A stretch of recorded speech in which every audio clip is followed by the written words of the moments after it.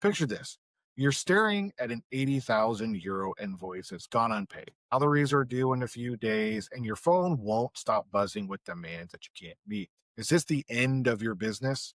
Or just another scar on the road to entrepreneurial success? That's the raw reality that Pavel Danek shares in his new book, The Ordinary Founder, proving that true grit turns ordinary founders into extraordinary leaders. Written from the perspective that he is imparting this knowledge onto his daughters, this book is a great read. And we have the author, Pavel Danek, on our show today, and I'm super excited to have him here. So, Pavel, welcome to the show. Yeah, thanks for welcoming and thanks for invitation. My pleasure to be here. Thank you. Absolutely. And I'm always glad to meet other authors, and especially with the background that you have. So my first question for you is what made you come up with the idea of, you know what, I need to write this book, and why did you write it? Yeah. There is, let's say, the funny part of it, and then one which is more serious. So let me start with the funny part. And this is, there is the American TV series called Castle, like the detective stories. It was always funny. I was like thinking, what it could be to be an author, well, famous author and stuff like this. So actually, this TV series was like something like just start thinking about it. It was really the funny thing. And then there's the serious part, and this is that I was contacted by a lady or by a small publishing company from Dubai. The lady who owns it, it's a Polish native, and we came to a conclusion that we have a little bit similar background stories. So and she asked me if I was ever thinking about writing a book, and I say actually I was thinking about it, but I was never, let's say, bold enough to do it. One thing, and the second thing, I always knew that if I would do it, it should be in English, and you can hear it, you can see it. I'm not native speaker, so my English, okay, it's like typical European business English, but not on the level to be a writer. So I didn't know how to do it, and now and it was very, very, I didn't know even how to find somebody who could help me. And then I actually did a small experiment. I started to write in Czech or in English. And then but it was like paragraph per paragraph. I started to review it by artificial intelligence. I mean, the way how because I wanted to express it exactly the way how it is in my head. So when this tool came, I was able to, in good English, express what I have in my Czech slash half English thinking head. And then it came. And when my daughter started to telling stories like that she will be making business and huge money and it will be like super easy, I said to myself, okay, unfortunately, I know only the hard way how to do it. So I will put an elements which I think they are important into the book, and I will make it like a short story with the expertise which could be useful if you want to make a business or you already have a business and you want to somehow grow or scale it up. Yeah. So one, your English is perfect. So it is Thanks. way better than my Czech. I can promise you that. Thank you. So your English is great. And having read the book, I was looking at it and I was like, this is a very interesting story. And you also wrote it from like a dad's perspective. And I'm glad that you brought that into saying like, hey, your daughter said she wants to be an entrepreneur, she's gonna make all this money. And then we as with experience are like, it doesn't come as easy as you think. And Exactly. being able to share that and relate that is amazing. So, what are a couple of the aspects that really made you think, like, okay, this is the reason why put the frame the book in this format? I wanted to make some, let's say, short, how to say, exercise about thinking. What is the initiation? What is the, let's say, the ignition, which if you are an entrepreneur or if you have ever started a business, what was the first spark?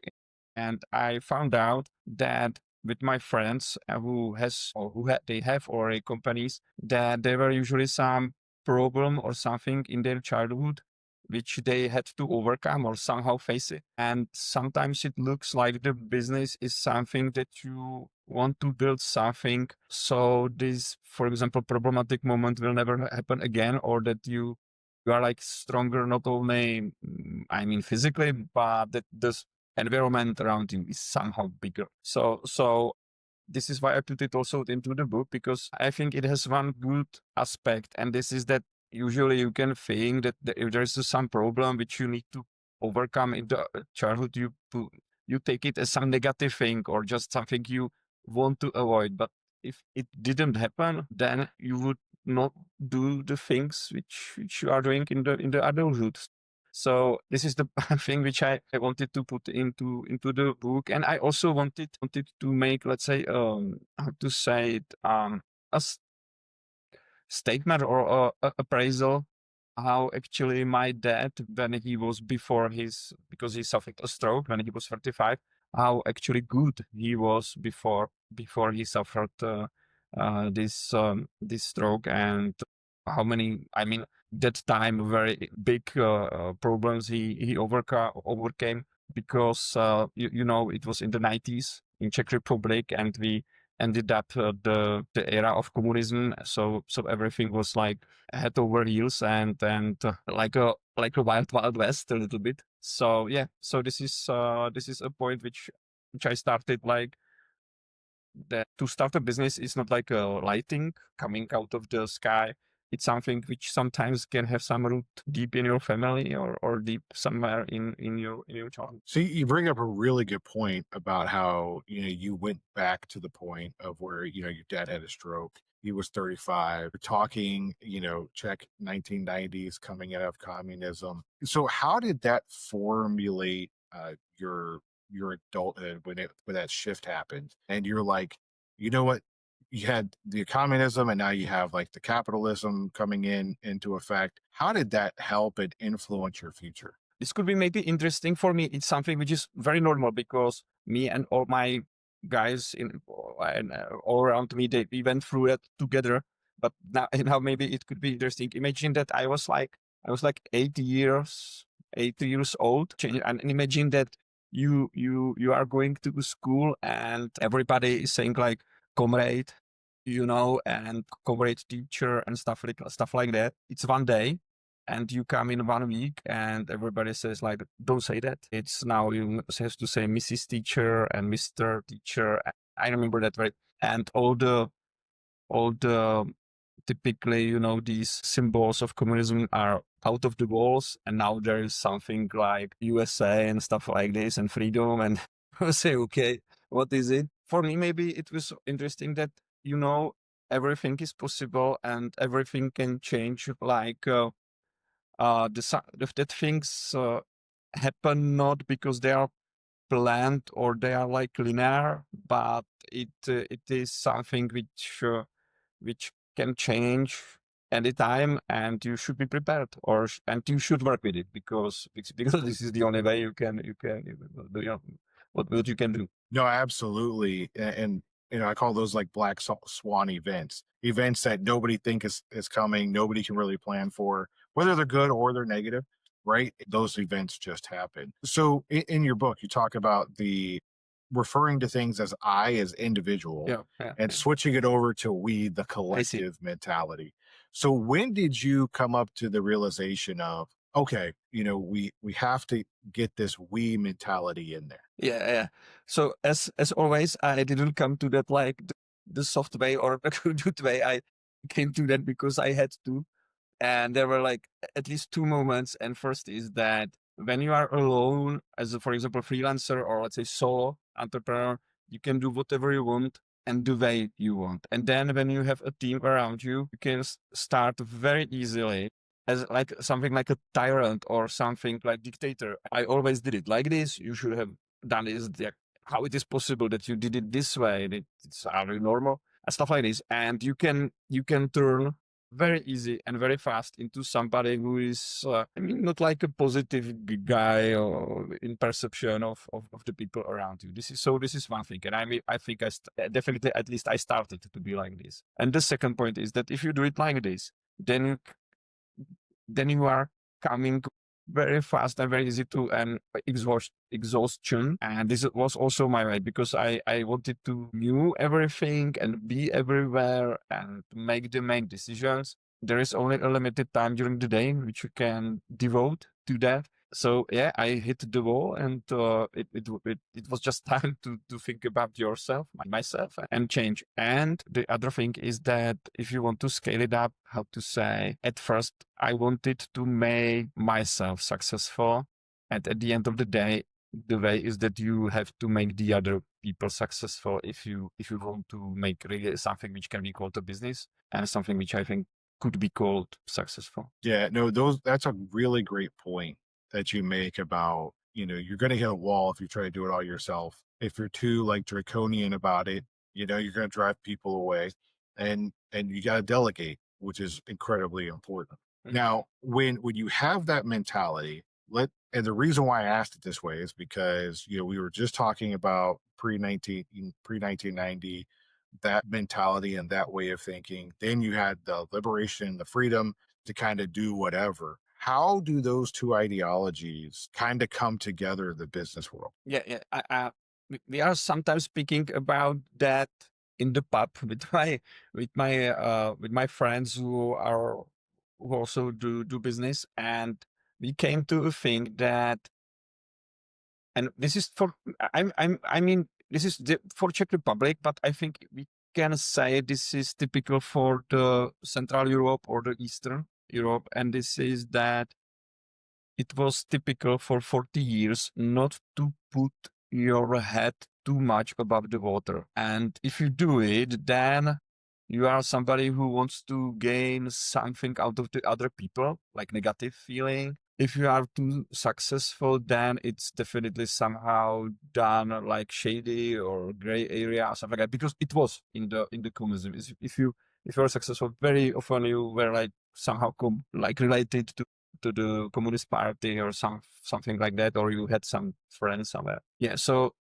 And now we are 30 years, 35 years after that. And if I compare it, still, we are in America, in States, and definitely success is for you something which is like native and you want to do it. And in here now it changed, but it took years, maybe decades, to even think about it. That generally this is maybe like target number one, and it's good because if you are successful, then the people around you are successful. Then you can donate something to the charity. That actually you have some energy, which is in money, which you can give to the other people. So it's changing, but it's like okay, this guy is or lady is successful. How did she or how did he?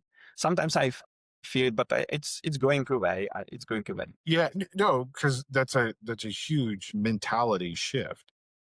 Because I've also heard the phrase, the nail that sticks up gets hammered down, right? Exactly.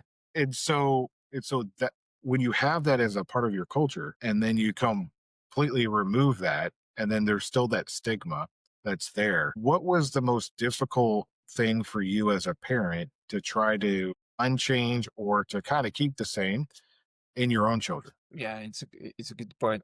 I don't think about it like strategically. I do it typically out of my heart, so it's a little bit harder for me to describe. But generally, I have two daughters, and I am coming from two boys here, so I have no idea how to raise daughters. I'm just doing it based on my feelings. I'm trying to make them feel that it's not important like it was to be, how to say, be in the kitchen preparing meal and be like more like housewife. No, no, no.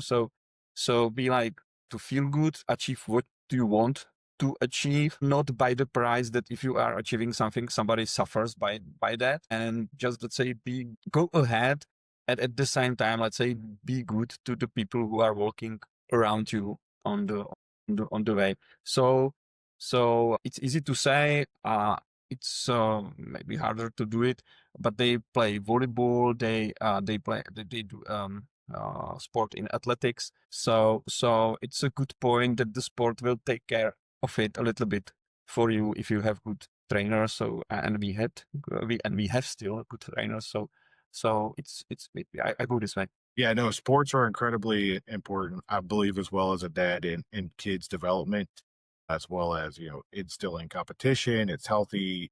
It makes you feel good about yourself too, especially with you win, right? It's even better there too. So when you were writing the book and you had this model in mind, like, hey, you know what? I want to write it in English. What was the main drive to write it in English instead of your native language? One thing is, and I know it, with now, I didn't know it before. And this is that if I write in English, it helps me to keep a little bit better the distance between me and the book. So if you write something in English, and for example, it could be personal or it could be a little bit touchy in the English, it's like better to consume, better to understand. So this was one thing. The second thing was that if I'm doing business, generally I do it on an international level, or more like, we are a small market. So if you want to do like IT software, you need to go abroad. So English is important, sometimes number one language in my business. So it was like native. And if I buy a book, I primarily buy an English book. So it was like I still consider, unfortunately, the Czech market and Czech language too small if you want to make something universal. Unfortunately, because Czech language is one of the most complicated in the world. Very nice and very, very good. But yeah, we are only 1 million people market. 1 million, 11 million, sorry, not 1 million, 11. Yeah, no, I loved visiting Czech when I lived in Germany. So I was right there on the border, and I would, like literally probably about 15 miles, so 30 kilometers, right? 33 kilometers from the border. And like I would just go over there and Yeah, just yeah. kind of hang out. It's a beautiful country, Thank you. very great people. Everybody was super hospitable. And the interesting part is I never got like a Soviet or like a communist vibe until I went to certain parts of Prague where they kept that history alive, which I think is important to keep history alive. And so with keeping history alive, and you're writing your book, you wrote it in English, and you're like, the Czech market's too small. I want to achieve something big. What is the one lesson that you wish that people take away from reading your book? The one could be, and maybe should be, is that, and this is typical here in Europe, or I feel it this way, is that if you start a business, it very often could be taken as a sin if you don't succeed. And by the same way, or by at the same time, I heard several times that usually if you do a successful business, usually it's like your seventh or fifth business that you, for example, go like 4 times unsuccessful or bankruptcy, then you do something so. And so I would be happy if the people take from the book that it's not a sin, and actually you have to be a little bit cringe in anything what you do, because it's maybe the only way how to start a business, because it's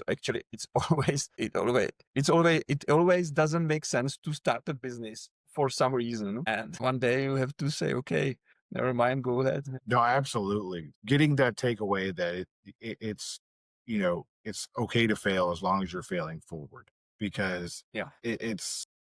businesses fail all the time, and it's only the ones that you really persevere and push through that make it to the end. So that's a great point that you bring up. So I usually leave the guests with the last question. And my last question for you is there anything that we didn't talk about that you're like, you know what? I really wish that you asked me this question? How does it feel actually to be like very first time author? Because I can say that it's different. So shall I also answer this question? Yeah, absolutely. Please. Yeah. To be honest, when you see some TV series or something about writing a book or some writer, it's like fiction. Yeah, it's a fiction.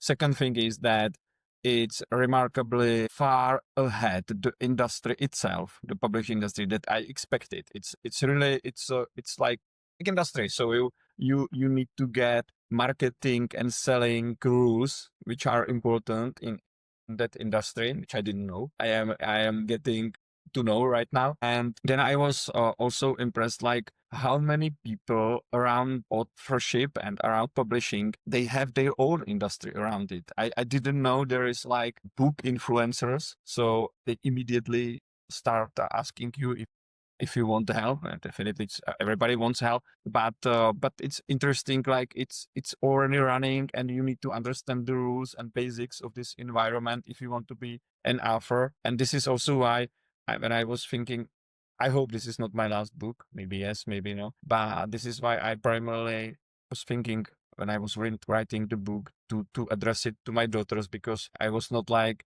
thinking I will sell like millions of it. I wanted at least somebody who will definitely gain some added value out of it. Yeah. So now I am getting to understand how the publishing world works. Yeah. No, that's amazing. And, when it comes to marketing, I too myself, even with the show and writing, I never really kind of understood how the whole marketing thing works. And I'm still figuring it out. I don't think I'll ever figure it out. That's why there's much smarter people out there than me. But the fact that you wrote it with your daughters in mind, that is your target audience. And you're like, this is who I want to talk to. So if you're out there and you're a parent, and you're like, you know what? My kids like business. They kind of want to be an entrepreneur. In the description of this episode, I'm going to have the link to Pavel's book. And in there, you're going to find everything there. If it's okay with you, I'll share your LinkedIn information so people get a hold of you and contact you, especially if they want to pick your brain about anything else on this topic, because it was a great read. I really love the fact that you wrote it with your daughters in mind, because, leadership is important, and the learning how to lead through a business and starting it up is incredibly difficult and not for the faint of heart, as we're finding out right now how much difficult it can be.